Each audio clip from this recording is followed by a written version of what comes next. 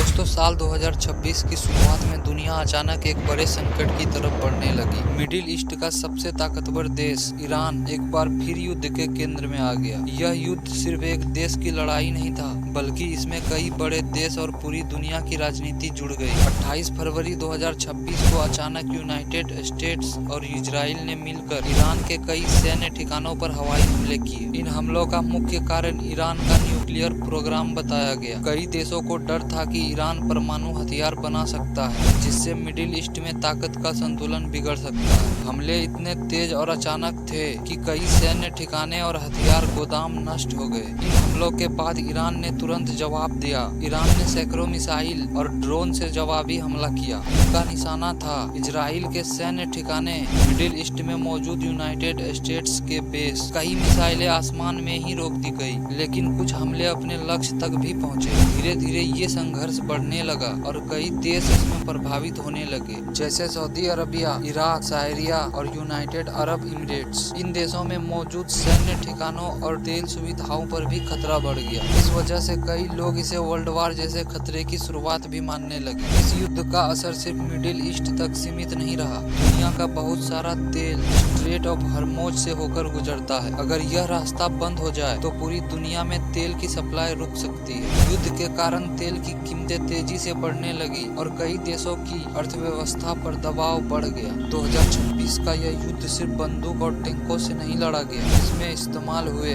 लंबी दूरी की मिसाइल, ड्रोन हमले और साइबर अटैक। हैकिंग के जरिए कई सरकारी वेबसाइट और सिस्टम को भी निशाना बनाया गया। इससे साफ हो गया कि आधुनिक युद्ध सिर्फ मैदान में नहीं, बल्कि इंटरनेट और टेक्नोलॉजी के जरिए भी लड़े जाते हैं। किसी भी युद्ध में सबसे ज्यादा नुकसान आम लोगों का होता है। इस संघर्ष में हजारों लोग घायल हुए, कई शहरों में भारी नुकसान हुआ, लोगों को अपने घर छोड़कर सुरक्षित जगहों पर जाना पड़ा, बच्चों की पढ़ाई और सामान्य जीवन पूरी तरह प्रभावित हो गया। 2026 का यह ईरान वार हमें सिखाता है कि आधुनिक दुनिया में कोई भी युद्ध सिर्फ दो देशों तक सीमित नहीं रहता। इसका असर पूरी दुनिया की राजनीति, अर्थव्यवस्था और आम लोगों की जिंदगी पर पड़ता है। इसलिए दुनिया के कई देश लगातार कोशिश कर रहे हैं कि यह संघर्ष और ज्यादा न बढ़े और शांति का रास्ता निकाला जाए, क्योंकि इतिहास ने हमें बार बार यही सिखाया है कि युद्ध कभी किसी समस्या का असली समाधान नहीं होता। असली समाधान हमेशा शांति और बातचीत में ही छिपा होता है।